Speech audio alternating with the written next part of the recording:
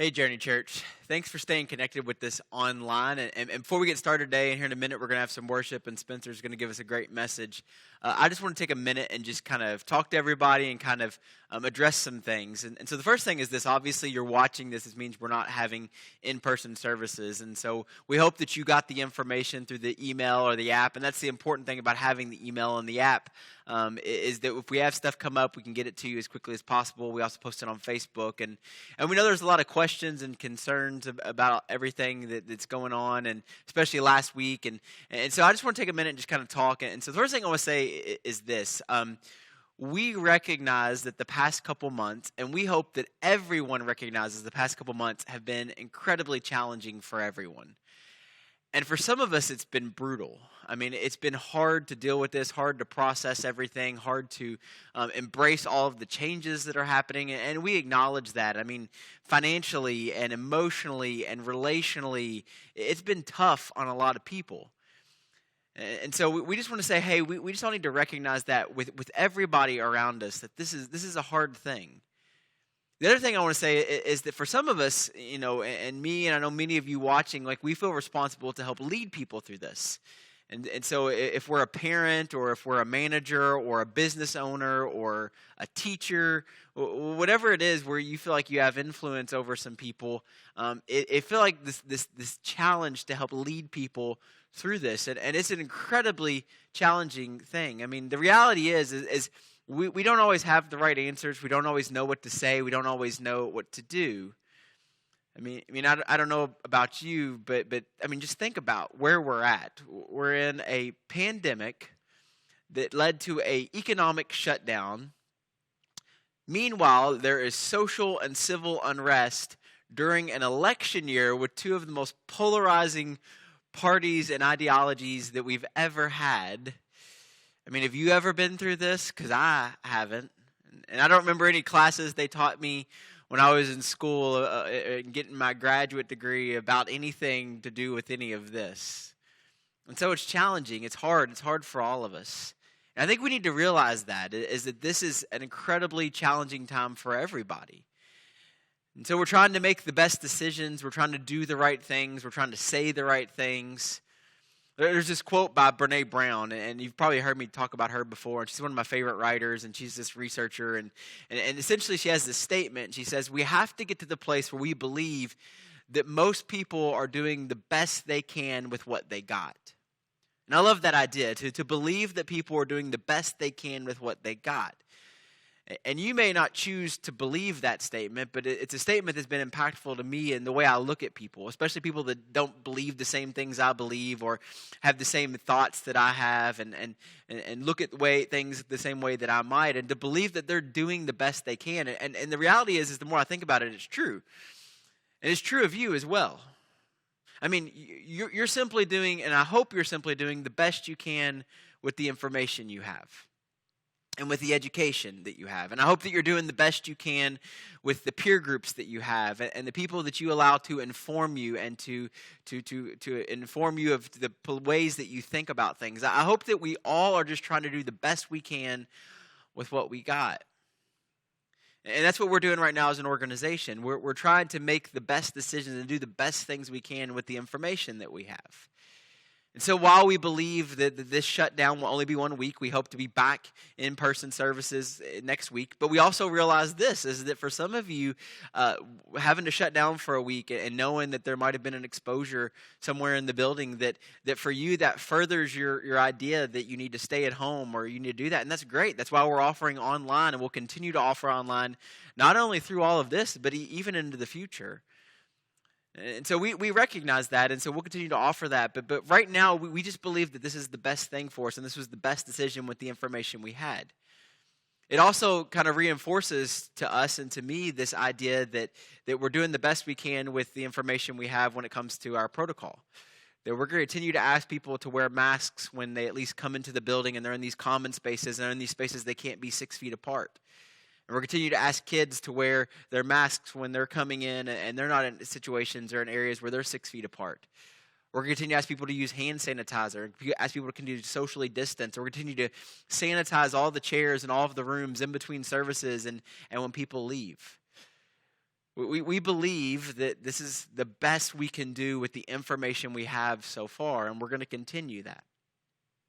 And so I just want to take a moment and address that with everyone and talk about everybody. And this too, I know Spencer's about to give us a great message, and I hope you stay tuned in for that. And the other thing is, last week we talked about finding joy. And this is a time where it seems like our joy gets robbed so easily by so many different things.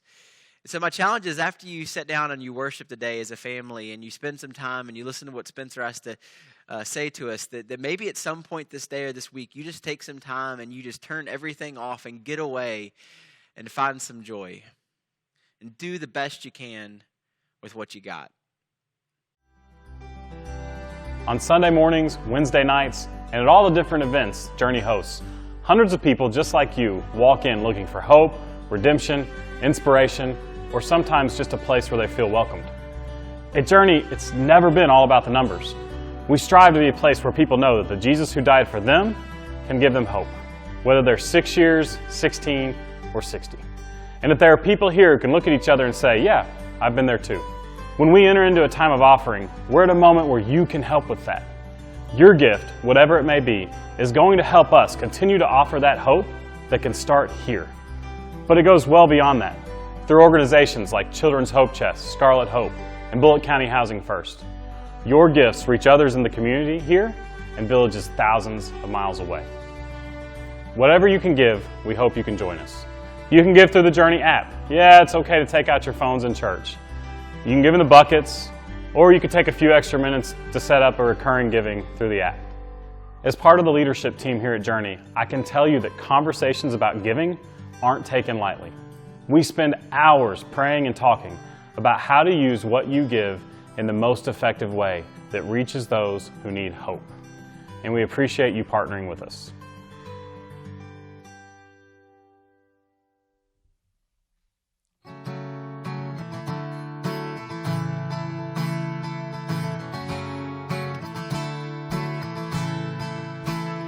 In the presence of my enemies, when the storm is crashing down on me, and I will trust in what I cannot see.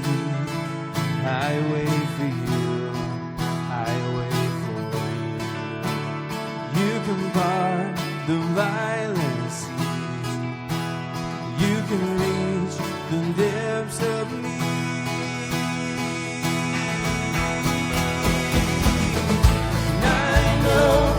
Nothing is impossible. I know every chain is breakable. And I know Christ is solid rock I stand.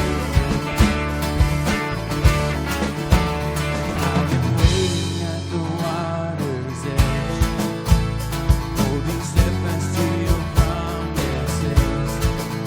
Oh, and even though I'm not there yet, I trust in you, I trust in you.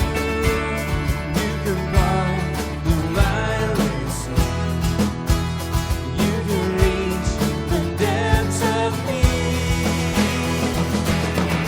I know nothing is impossible. I know every chain is breakable. And I know on Christ the solid rock I stand.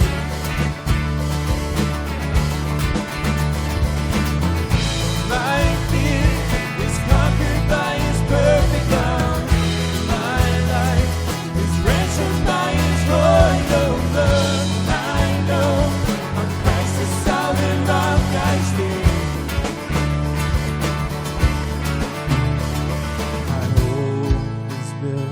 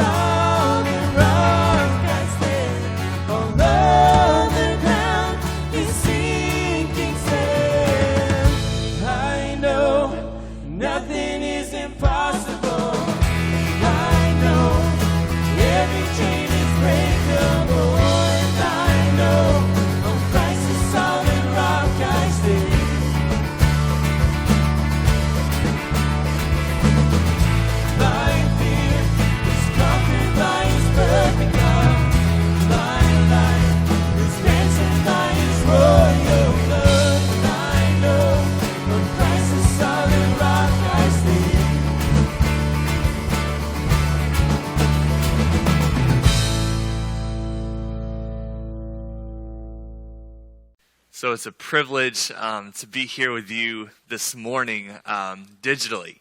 I think it's amazing and awesome and a crazy gift of God for us to be able to still be together digitally, even though we can't be together physically. So I'm glad to be here this morning. For those of you who don't know who I am, my name is Spencer Connor. I'm the student pastor here at Journey. And man, this is really great to be here today, but I got to be totally honest with you right out of the gate. I'm also a little bit nervous about being here this morning. And the reason why is because, as probably most of you know by now, we have jumped into this brand new series here at Journey, and it's called Unfiltered. And what this series is it's a chance for you to kind of hear Jeremy's and now my unfiltered voices on everything going on around us. And it's also a chance for us to take an unfiltered look at the world as it is right now in 2020. And so Jeremy, he approached me and he said, Spencer, I want you to do the second week of Unfiltered. And y'all, I just got to be honest, I started sweating. I started getting pretty nervous. I started almost getting worried about it. Because like Jeremy said last week, when you start sharing your unfiltered opinion with a crowd of people, your unfiltered voice with a crowd of people, there's no telling who's going to agree with you, who's going to disagree with you, and how many of each of those people there are going to be in a crowd. And so for me, someone who is a textbook people pleaser, that can be a little bit stressful. And so right off the bat, and before we go any further, I just want to take a moment to ask for grace and for mercy from you as you listen to me talk this morning. I'm going to try my hardest not to come off as someone who is better or someone who's got it all together, because who on earth actually does have it all together? And I'm going to try my hardest to share with you not only my unfiltered voice on something I'm seeing happening right now in the midst of this pandemic, but also some personal struggles that I've been dealing with as well. So, 5 months ago, the coronavirus hit. And I mean, it just came out of nowhere. And when it started, people were trying to figure out, where it came from, where it started. We all got really worried about running out of food, but even more than that, we got totally convinced that toilet paper and paper towels held the one and only cure for the virus on the entire planet. We all got really scared that we were going to run out, so we just went to the grocery store and we bought out entire grocery stores of it. Hand sanitizer vanished from the face of the planet. Then quarantine officially started. Everything got moved online. Non-traditional instruction started. Then quarantine ended, kinda. Group meeting sizes changed a couple of times. Then masks became required. Riots and protests started in the streets. And in 5 months, our world flipped upside down. And to echo what Jeremy said last week, we came face to face with just how little control we actually have. And we still don't know when it's going to end. I like to say it this way. 5 months ago, a storm showed up. And it's been one where, as Jesus said, the rain fell and the floods came and the wind blew and beat on the house. Anxieties have peaked. Fear is running rampant. Anger and confusion are raging. And I think probably more than most things right now, short of the virus just completely ending, what I think people want so much right now is just stability. Stability in the midst of it all. We want stability. We want this feeling that even though everything around us is falling apart, at least we're not falling apart. Like, no, we don't have control over what happens in life. We can't often control what storm comes, when it comes, or how long it's going to stick around. But we would at least like our boat to stop rocking so much.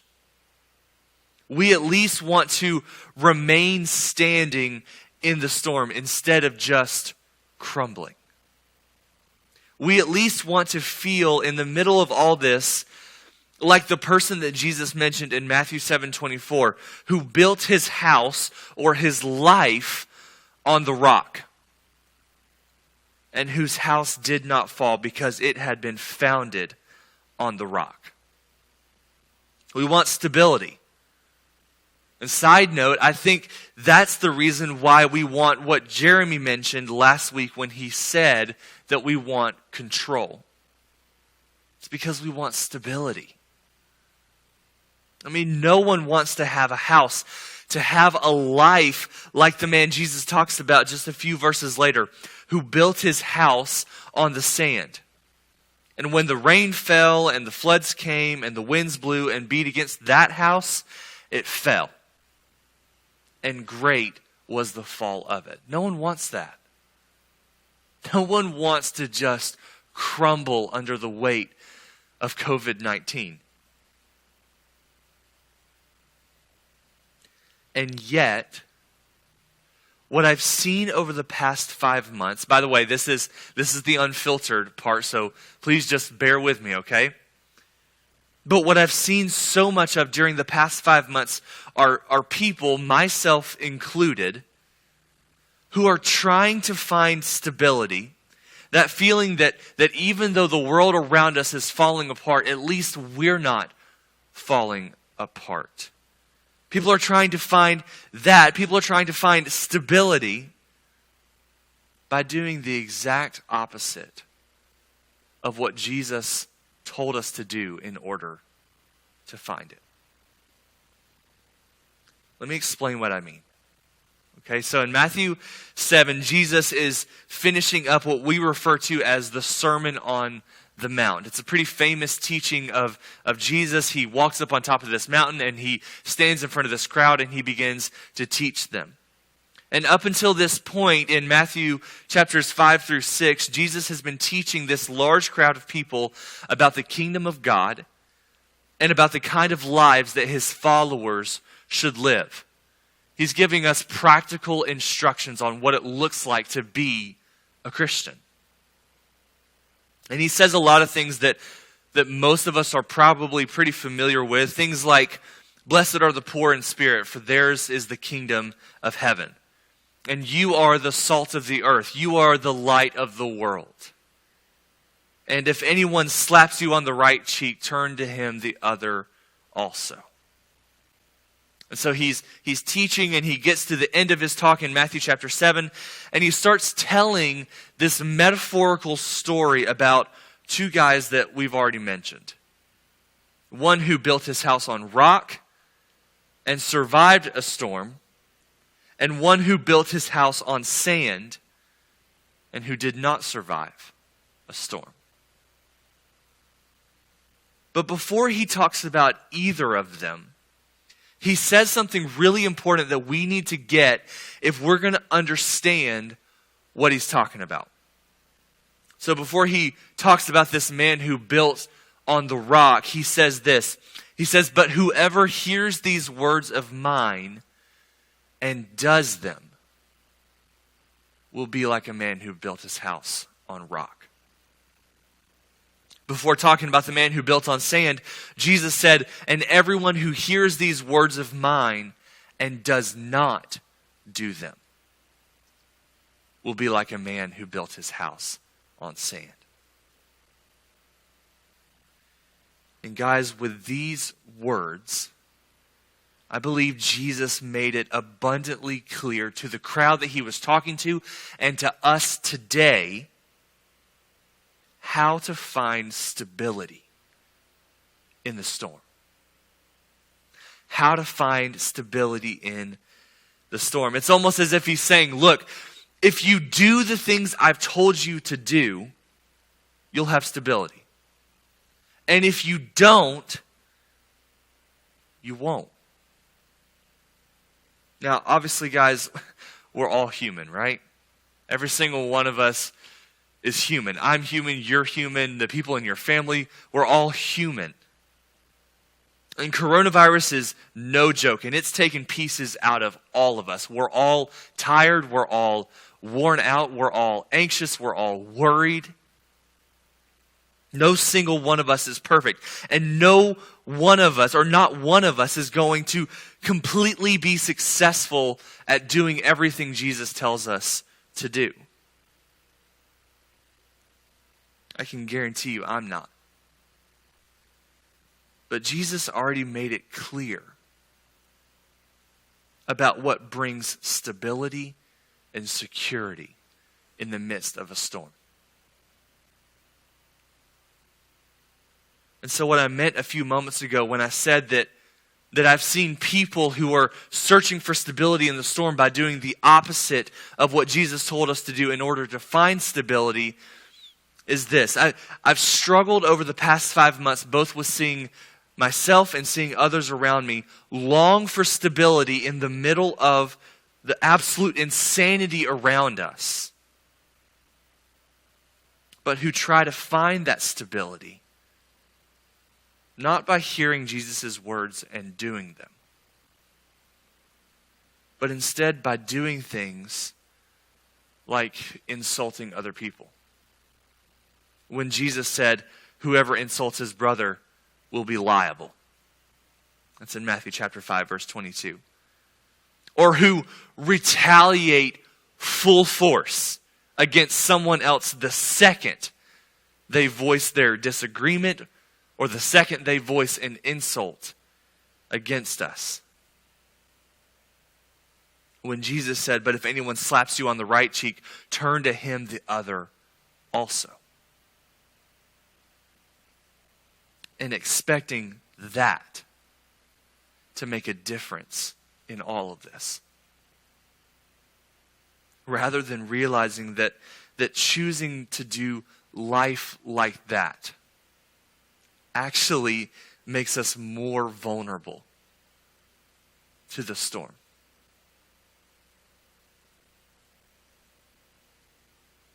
I told you at the beginning of this message that I wanted to share not only my unfiltered voice on some things that I'm seeing around me, but also some personal struggles that I've been dealing with as well. And guys, it has to do with what we're talking about.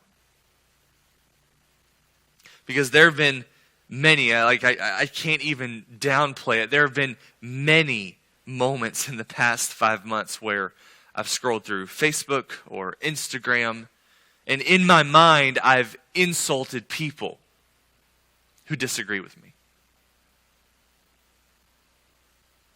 Where I have retaliated full force with nothing but anger in my heart against people who disagree with me or who insult me. Where I have built on sand by refusing to love others while expecting it to make a difference, while expecting it to offer me stability in the storm when it never does. And what I feel like God has been pushing me to understand is that there's just a better way of doing things. There's a better way of doing things.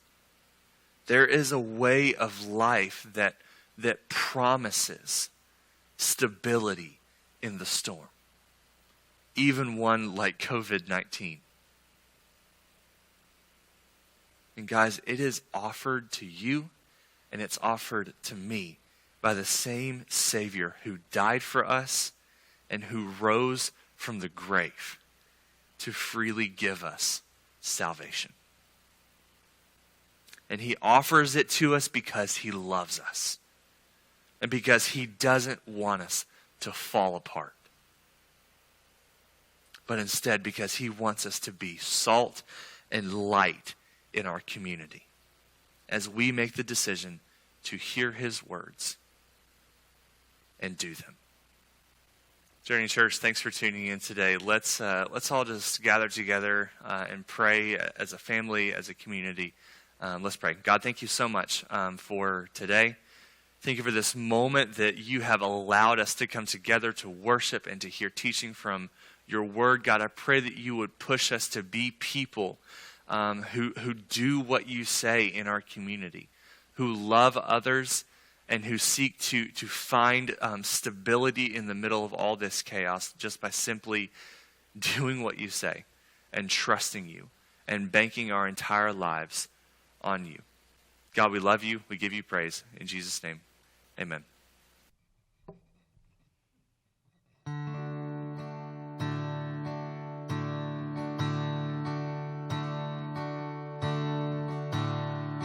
Your love is eroded like a ring of solid gold, like a vow that is tested, like a covenant of old.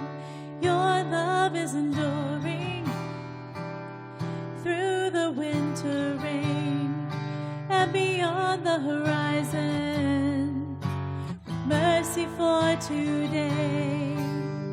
Faithful you have been, faithful you will be. You pledge yourself to me, and that's why I sing. Your praise will ever be on my lips, ever be on my lips. Your praise will ever be on my lips, ever be on my lips. Your praise will ever be on my lips, ever be on my lips. Your praise will ever be on my lips, ever be on my lips.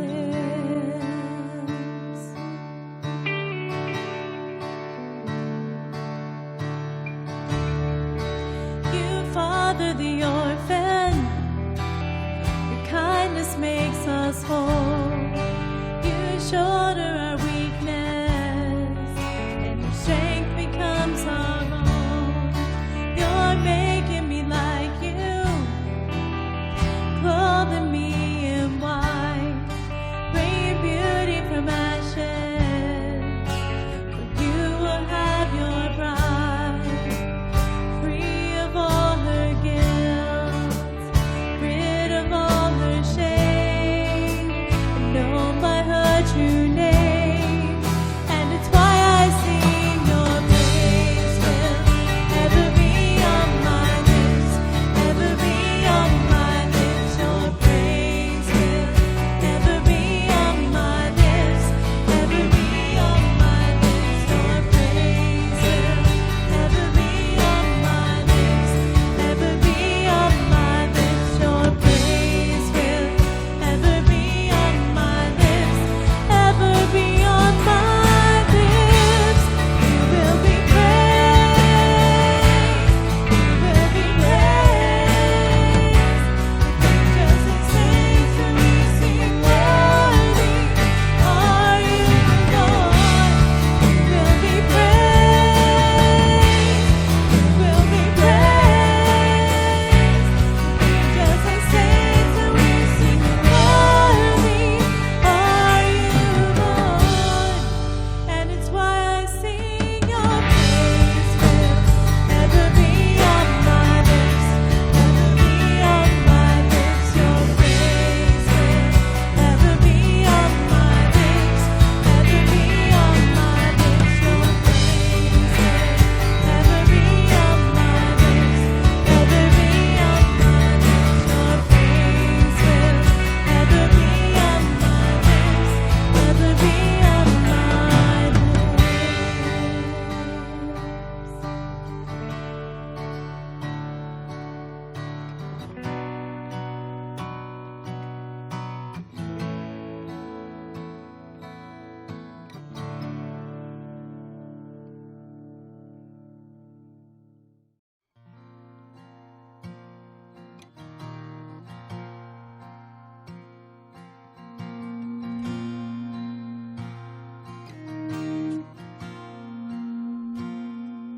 Lord, I come and I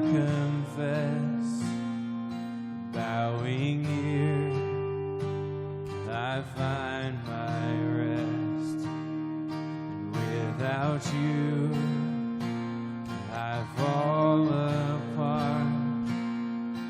You're the one that guides my heart. Lord, I need you. Oh, I need you. Every hour I need you. My one defense, my righteousness. Oh God, how I need you.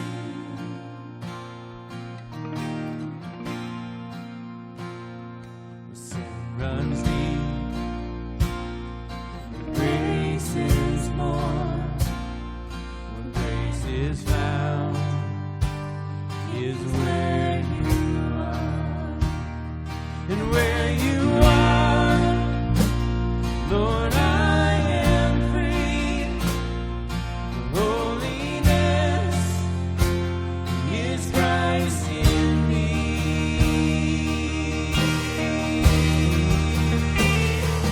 Lord, I need you. Oh, I need you. And every hour I need you. My one defense, my righteousness. Oh God, how I need you. So teach my song to rise to you. When temptation comes my way, when I cannot stand, I fall on you. Jesus, you're my hope and stay.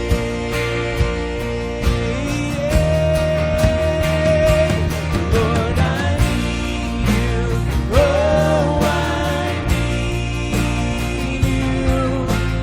Every hour I need you.